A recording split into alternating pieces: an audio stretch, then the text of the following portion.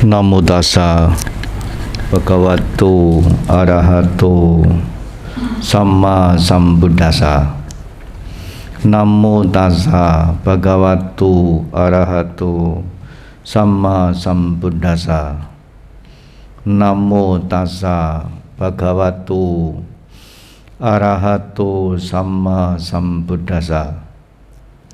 Terpujilah Sang Bhagawa yang Maha Suci, yang telah mencapai penerangan sempurna. Makhluk apapun yang berkumpul di sini, yang datang dari 10 penjuru dunia, yang berasal dari air, dari darat, dari puncak gunung, dari atas pohon, maupun yang datang dari ruang angkasa. Apakah makhluk-makhluk yang berkaki 2, berkaki 4, berkaki banyak, maupun yang tidak berkaki, yang lahir melalui kandungan, melalui telur, melalui lembab, maupun yang lahir secara spontan, semoga semuanya mendapatkan kebajikan dan kebahagiaan. Kini waktunya mendengarkan ajaran dengan hormat. Sang Buddha mengajarkan, para makhluk, berbahagialah, bersahabatlah, perhatikanlah, perlakukanlah umat manusia dengan cinta kasih, lindungilah mereka dengan tekun, sebagaimana mereka melakukan penghormatan, memberikan sesajian, menghaturkan sesembahan kepadamu siang ataupun malam.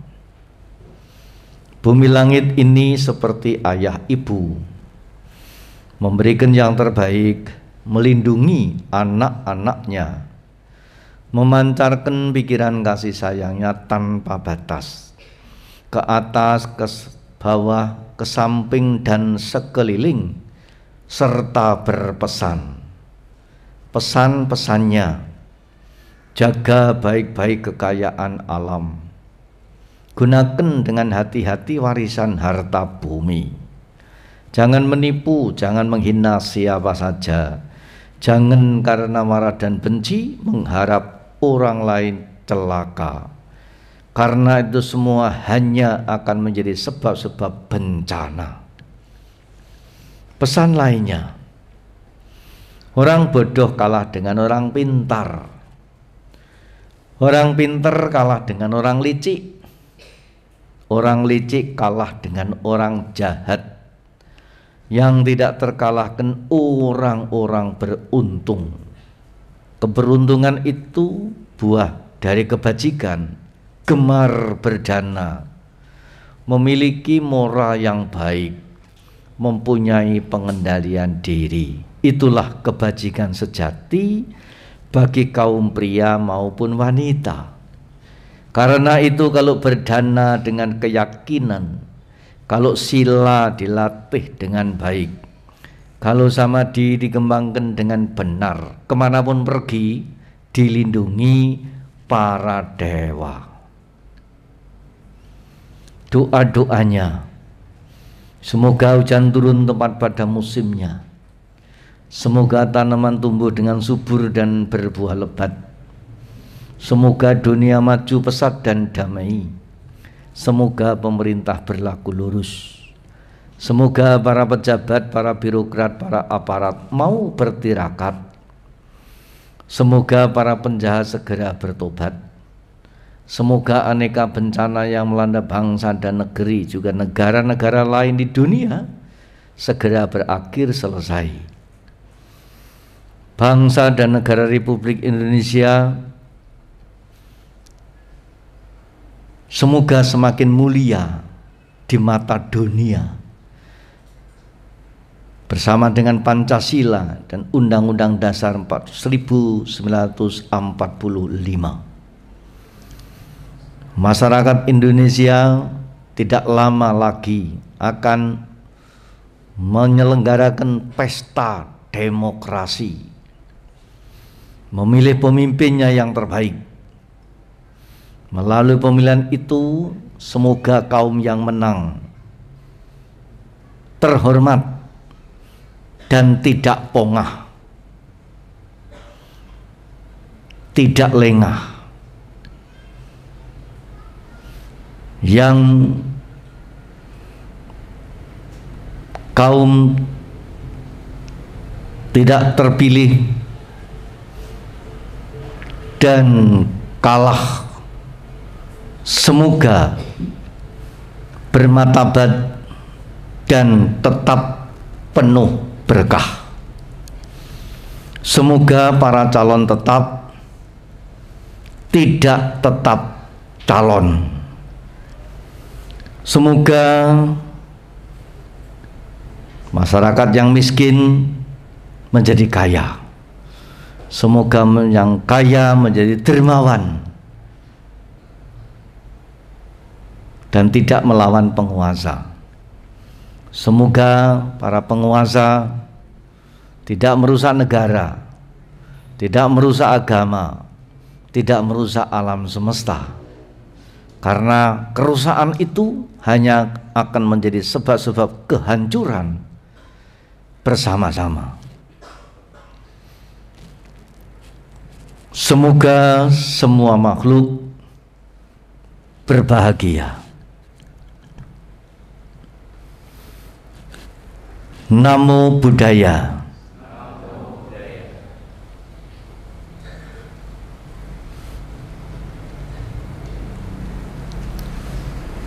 Bhikkhu Sangha yang mulia, para upasaka upasika yang berbakti dan berbahagia. Pada saat ini kita berkumpul melakukan puja manta, puja dana di perayaan bulan Katina. Bulan Katina ini sebagai bulan kemenangan, sebagai bulan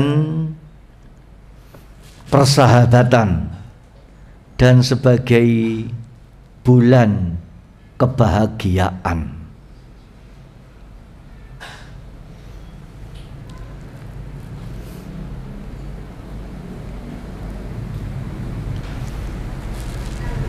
Dinamakan kemenangan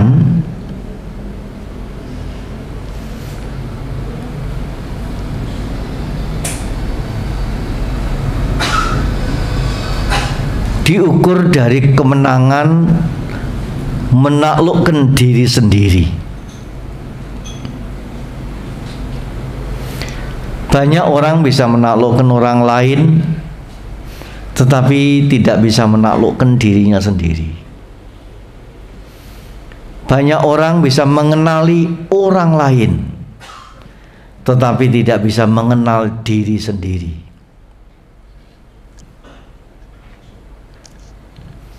Melalui upacara dan acara perayaan bulan Katina itu mempunyai kesempatan dan menjadi cara bagi seseorang menaklukkan dirinya sendiri.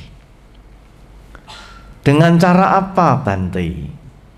Dengan cara adalah barang siapa bisa menghormati, menghargai, memuliakan orang lain, dia akan menjadi pemenang, dia akan menjadi terhormat dan termuliakan.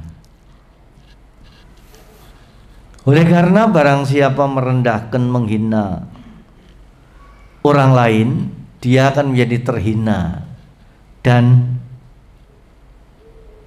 tercela.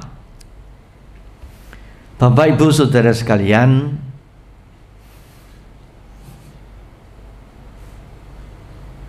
itulah ukuran dari sebuah kemenangan. Mau menempatkan orang lain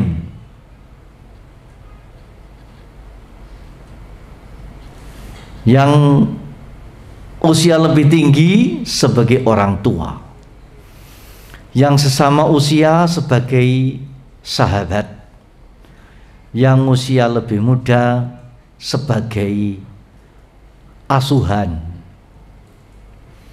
Karena itulah Katina juga menjadi hari bakti, hari persahabatan. Persahabatan Sang Buddha dengan masyarakat pada umumnya.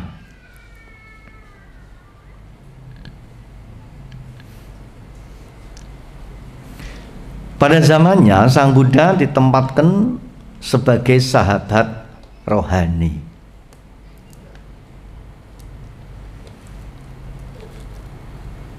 Dijadikan tempat sebagai pelindung jiwa yang papa. Sang Buddha menghibur ketika yang lain sedih, membantu menolong tanpa syarat ketika yang lain memerlukan.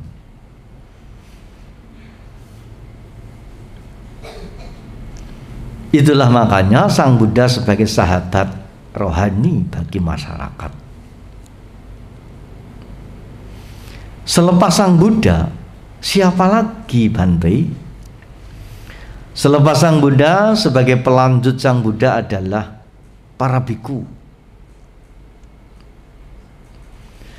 para rohaniwan yang biarawan. Itulah pelanjut Sang Buddha. Para rohaniwan yang biarawan, mereka memilih jalan hidupnya, sanggup melanjutkan cara hidup Sang Buddha, dan sanggup menjaga ajaran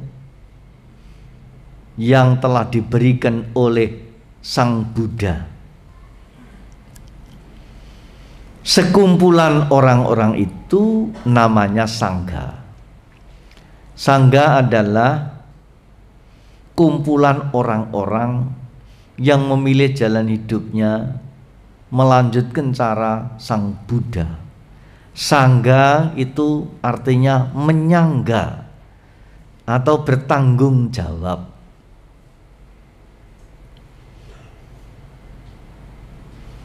Karena itu kehadiran biku di tengah masyarakat, kehadiran sangga di tengah masyarakat juga tetap berfungsi sebagai sahabat rohani.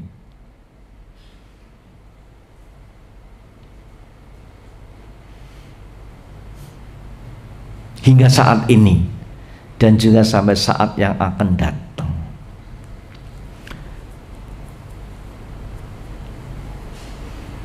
Maka para hari sahabat ditandai tersendiri untuk membangun, mengingatkan misi fungsi sebagai persahabatan.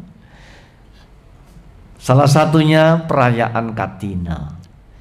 Karena itulah Katina ini dirayakan secara bersama-sama. Tidak hanya biku-biku saja, tidak hanya umat-umat saja. Mungkin Besa, Asada, Magapuja bisa hanya para biku saja, umat-umat saja, upasaka-upasika saja, tanpa harus bersama-sama. Akan tetapi perayaan Katina ini bisa terjadi kalau dilakukan secara bersama-sama antara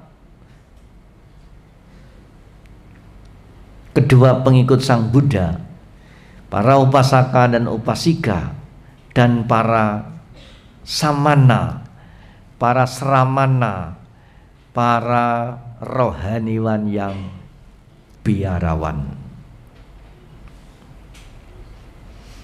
Karena itu kehadiran para rohaniwan yang biarawan di tengah-tengah masyarakat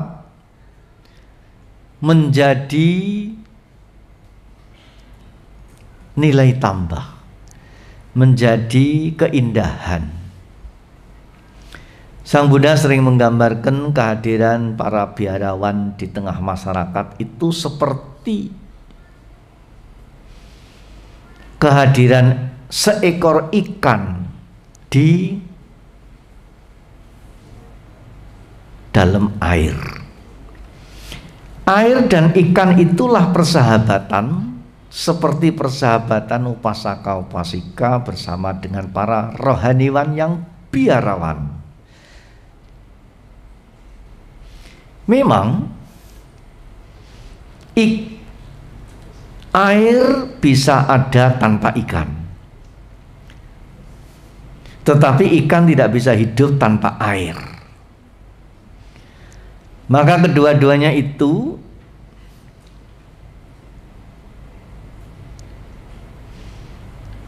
kalau air sekantong plastik harganya cuma berapa?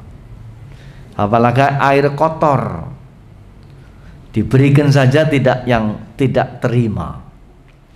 Tapi kalau air itu dicemplungi satu ekor ikan pelung, apa ikan emas, apa ikan apa saja. Malah dulu pernah ada namanya ikan lohan yang batuknya nonong. Semakin nonong semakin mahal. Air satu kantong itu dengan kehadiran seekor ikan lohan yang nonong batuke itu harganya menjadi mahal, menjadi indah, menjadi berarti. Begitulah persahabatan antara biku dan masyarakat ini seperti air dan ikan. Jadi para bante ini kehadiran di tengah-tengah masyarakat seperti kehadiran ikan lohan di satu kolam air. Maka para bante ini sementara pada gundu dan nonong-nonong.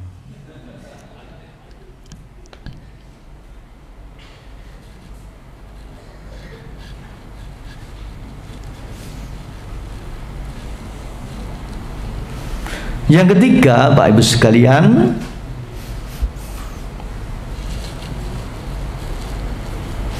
Katina juga menjadi hari kebahagiaan. Banyak orang mendambakan kebahagiaan tetapi tidak tahu ukuran kebahagiaan itu apa saja.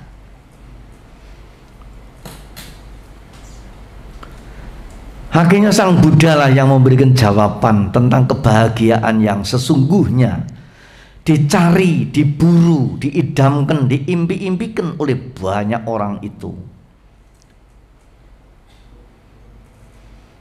Semula sementara orang mengira bahagia itu kalau memiliki sesuatu, sehingga kalau tidak memiliki sesuatu merasa tidak berbahagia. Ada yang pengen punya arloji, pengen yang punya sepeda motor, pengen yang punya ini, punya itu. Tapi ternyata semakin mempunyai banyak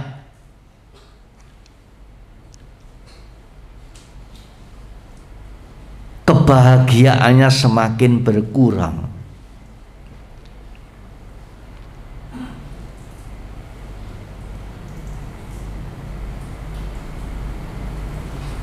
Nah, akhirnya Sang Buddha menemukan jawabannya.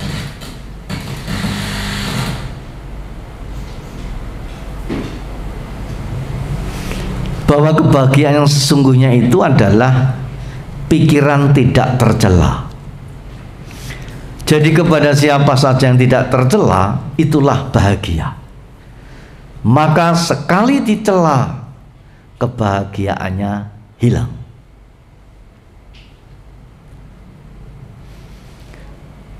Dipuji-puji itu membahagiakan loh Bante, iya. Tetapi nanti kalau nggak ada yang muji-muji, itu menderita. Kok nggak ada yang muji-muji ya? Sampai akhirnya memuji diri sendiri. Tahu nggak? Aku ki cakep. Itu memuji diri sendiri.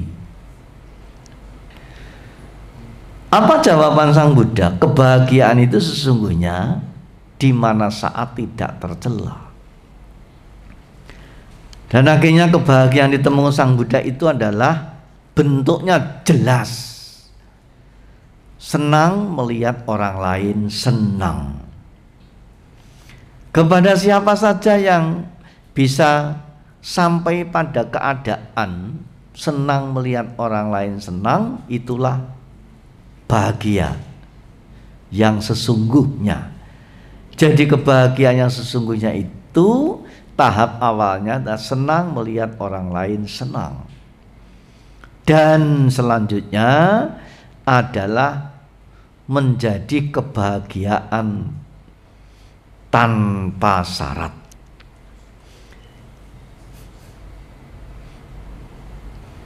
Kepada siapa saja yang bisa sampai berbahagia tanpa syarat, nanti dia akan mencapai kebahagiaan yang sesungguhnya. Dan itulah yang disebutkan oleh Sang Buddha sebagai kebahagiaan tertinggi, abadi, yaitu kebahagiaan nibbana atau nirwana. Kebahagiaan nirwana, kebahagiaan nibbana itu adalah kebahagiaan tanpa syarat. Kepada siapa saja. Kalau bekerja tanpa syarat, pasti dia akan berbahagia dalam waktu yang lama. Kalau mengerjakan sesuatu syaratnya dibayar, nanti kalau nggak ada yang bayar, dia pasti kerjanya nggak bahagia. Kalau ada orang bekerja karena dipuji, nanti kalau nggak ada yang memuji, dia tidak bahagia.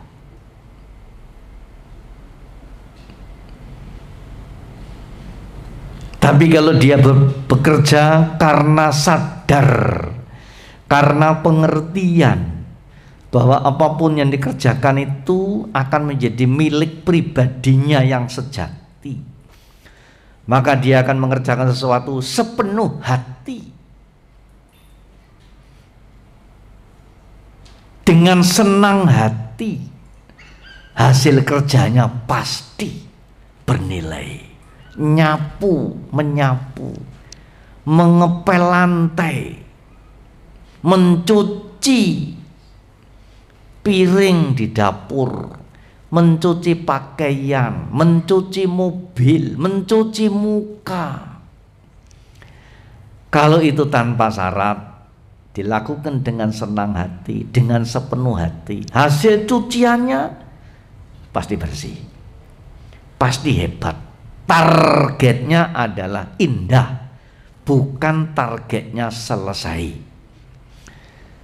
Ada orang yang diberikan tugas, kamu selesaikan dah masalah ini, kamu pel dah masalah ini, kamu pel gedung itu. Karena dia berpikir targetnya selesai, maka ya buru-buru. Kadang-kadang ngepainnya tidak sepenuh hati, srak-srek, srak-srek, srak-srek. Memang sudah selesai, tapi begitu selesai dipel, airnya kering, jadinya bukan bersih, malah tampak seperti lukisan abstrak. Tapi kalau dia mengerjakan sesuatu dengan sepenuh hati, dengan senang hati, targetnya adalah bersih, indah, berapapun waktunya, dia tidak mikir, dilihat tidak dilihat orang lain, sukong melihat atau nggak ngelihat, dia akan bersihkan dengan kualitas yang prima. Dan buahnya apa? Bahagia, puas. Begitulah.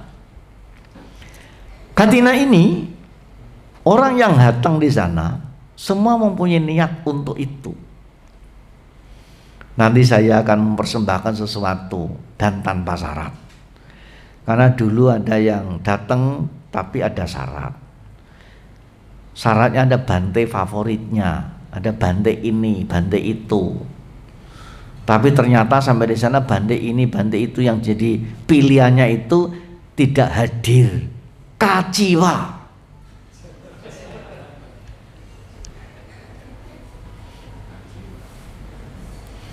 Tapi kalau saya datang ke sana, saya akan mohon puja ini dengan sepenuh hati. Toh kebajikannya tidak akan lari dari saya. Siapapun bantenya, dia akan persembahkan dengan penuh hormat.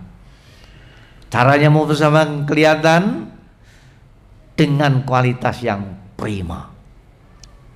Itulah saudara-saudara sekalian.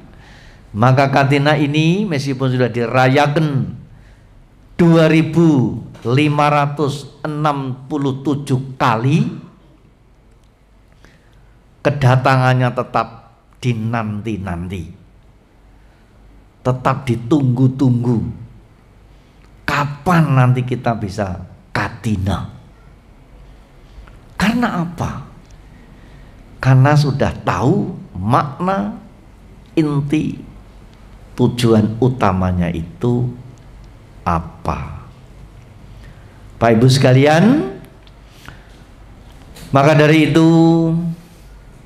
Katina menjadi hari yang ditunggu-tunggu dan selalu berduyun-duyun. Hari ini saya menghadiri Katina 3 kali. Pagi tadi di Bekasi, di Wihara Buddha Dharma, di Tepekong, Bekasi. Dari sana buru-buru lari bersama dengan anak-anak mahasiswa BINUS di Cengkareng. Sana belum selesai, saya menepati apa yang dinanti di sini. Saya lari kencang tadi. Saya lihat sepeda mobilnya itu lari 140 tadi. Sampai saya sudah melek merem.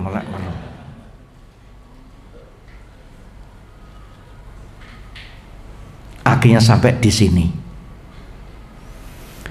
Dan beberapa kali dan hampir tiap tahun saya selalu diajak merayakan Katina di tempat ini oleh Sukong. Tapi kali ini yang saya anggap istimewa. Istimewanya apa? Begitu saya dapat share dari posternya itu fotonya saya diedit. Warnanya menjadi cantik sekali. Tidak tahu itu editingnya siapa. Wajahnya itu seperti habis di glowing. Bibirnya merah seperti pakai lis sepetik. Sampai orang bertanya-tanya, ini siapa bantenya? Tapi di bawahnya kok tertulis Bante Dhamma Subuh. Loh kok beda? Saya mantep dengan datang. Kalau ditolak ya ndak apa-apa. Kalau ada yang tanya, loh kok beda? Wonge yang datang dengan posternya. Oh, itu yang datang saudara kakak adiknya Bante Dhamma Subuh. Pokoknya kalau perayaan Katina di mana-mana bersukaria. 1 hari 3 kali, ada yang 4 kali. Bantenya yang sama, tempatnya yang berbeda-beda. Ada lagi yang sampai panitianya nangis-nangis karena nggak dapat bante. Saya sampai Desember nanti masih ada lagi Katina. Coba itu. Dalam bante, kalau nggak dapat bante banyak ya yang penting 1. Dikasih setengah tidak mau. Akhirnya ya boleh. Meskipun 1 hari harus berapa kali, bantenya ya demi kebahagiaan bersama. Begitu sampai di tempat, bante kan lama kita menunggu untuk datang ketemu bante. Saya pernah datang ke satu tempat, daerah itu menunggu datangnya bante 16 tahun baru ketemu.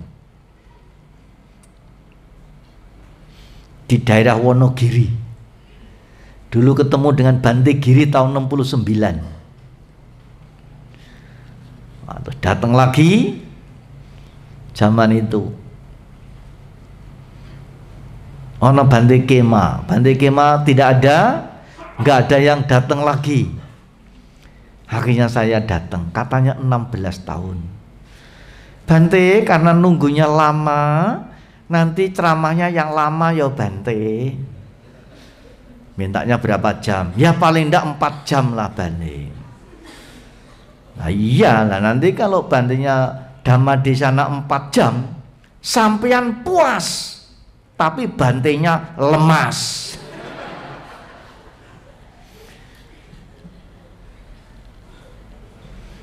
Karena itu Bapak Ibu saudara sekalian, saya kira semua sudah meresap di dalam sanubari masing-masing.